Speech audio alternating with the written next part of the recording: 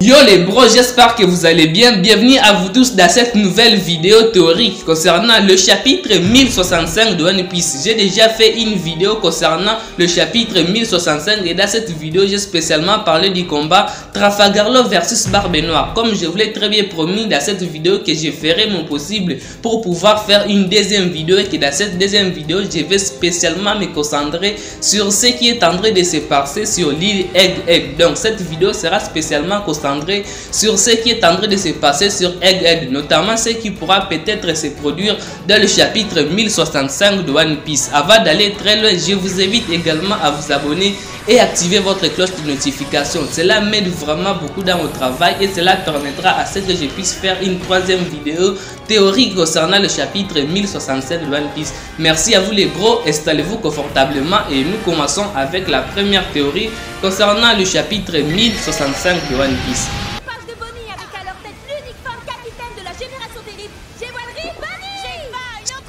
C'est notre cher Bonnie qui ouvre les balles dans cette vidéo théorique. Bonnie est devenue une source intarissable de révélations. Depuis le chapitre 1061 de One Piece jusqu'à là où nous en sommes aujourd'hui, Bonnie ne cesse de révéler plusieurs choses qui sont assez intéressantes. Notamment au chapitre 1062 de One Piece, elle avait dit qu'elle a oublié de parler de Luffy à Sabo, mais elle a préféré plutôt se concentrer sur ce qui concernait son père. Et depuis le chapitre 1062 jusqu'au chapitre 1064, elle ne fait que parler de Kuma. Elle a totalement zappé la partie de parler de Sabo. Donc il serait aussi intéressant que nous puissions voir au chapitre 1065 de One Piece, voir Bonnie changer un peu de scénario, voir Bonnie commencer à parler de Sabo. Comme les bros vous le savez, Sabo est accusé du meurtre de Nefertari Cobra. On ne sait pas si c'est lui réellement qui a tué Nefertari Cobra ou bien si ce n'est pas lui. Aujourd'hui on ne sait pas cela, malgré que la communauté One Piece, également les Mugiwara, qui nous ont montré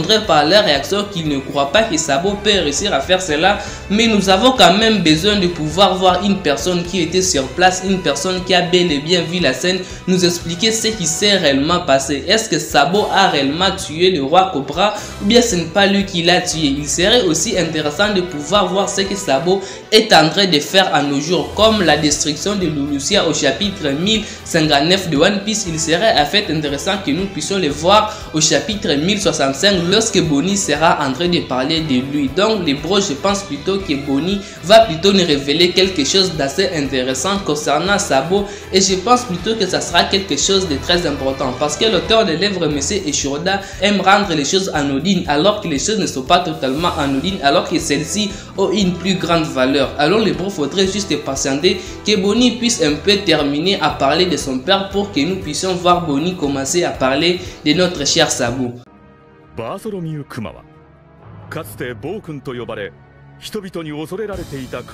Nous continuons toujours avec notre cher Bonnie. Comme je vous l'ai très bien dit au début de la vidéo, que Bonnie est devenue une source intarissable des informations. Je pense toujours que c'est elle qui pourra continuer à révéler les choses assez intéressantes, rendre les chapitres assez intéressants comme elle est en train de le faire aujourd'hui. La deuxième théorie que je voulais avancer dans cette vidéo concerne notre cher Kuma. Grâce au précédent chapitre, nous avons appris que celui-ci faisait partie d'une race spéciale. Le nom de la race n'a pas été malheureusement évoqué dans le chapitre 1064 de One Piece, mais je pense plutôt que le nom de cette race sera bientôt évoqué dans le futur chapitre de One Piece. Après avoir introduit les Lunaria au chapitre 1021 de One Piece, aujourd'hui encore l'auteur de l'œuvre Monsieur Eiichiro-Oda va encore introduire une autre race. Le bro, comme vous savez très bien le style de l'auteur, il fait en sorte que tout ce que nous vivons puisse avoir un lien. Récemment, il a été évoqué qu'il existe une race spéciale. Selon moi, les bros, je pense que le nom de cette race ne sera pas évoqué par Kuma, mais sera évoqué par une autre personne. C'est un peu comme la race de Kinka, elle a été introduite. Nous avons effectivement appris par Marco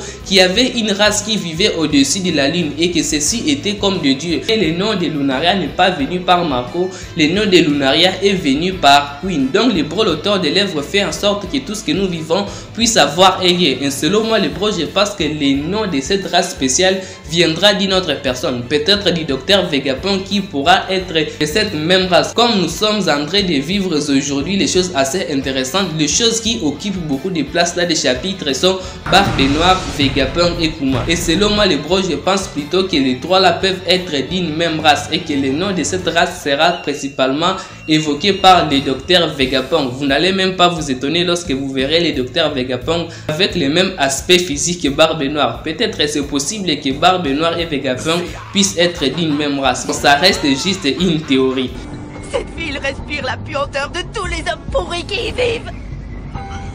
La troisième et dernière théorie de la vidéo va concerner les docteurs Vegapunk et Dragon. Grâce au précédent chapitre, nous avons appris que ceci entretenait un lien. Cela m'a fait passer à quelque chose de bro. Rappelez-vous au chapitre 1059 de One Piece, lorsque Im avait détruit le royaume de Lucia et lorsque Sabo était en train de communiquer avec Dragon. Dragon avait dit, après avoir détruit le royaume de Lucia et qu'ils ont perdu la communication avec Sabo, Dragon avait dit qu'il va contacter une personne. Et aujourd'hui, au chapitre 1064 de One Piece, nous apprenons que celui-ci est en train de communiquer avec le docteur Vegapunk. Peut-être le docteur Vegapunk qui a l'arme la plus absolue de l'armée révolutionnaire. Peut-être c'est lui qui va offrir à l'armée révolutionnaire une armée colossale pour pouvoir inverser le gouvernement mondial. Le fait que Dragon et Vegapunk sont en train de parler serait tout bonnement de nous dire que Vegapunk aurait déjà réussi à créer la chose qui leur permettrait de pouvoir inverser le gouvernement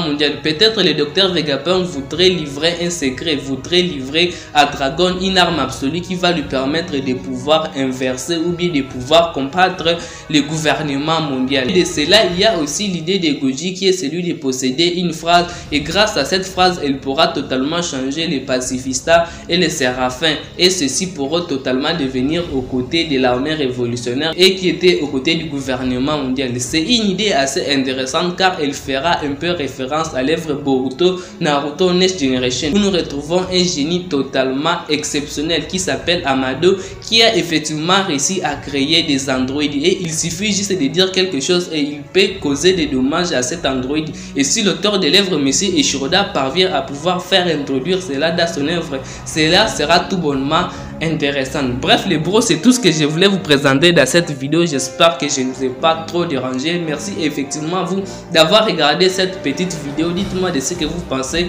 de mes théories que j'ai avancées dans cette vidéo. Si vous avez vous-même vos propres théories, pourquoi ne pas me les dire à un commentaire? Ça me fera quand même plaisir de pouvoir lire vos propres idées, que vous êtes là en train de me suivre. On n'oublie pas quand même de s'abonner. Prenez extrêmement soin de votre futur et de vos proches les bros, car cela c'est le plus important les bros. Excellente fin de journée à chacun d'entre vous les bros, et peace les bros.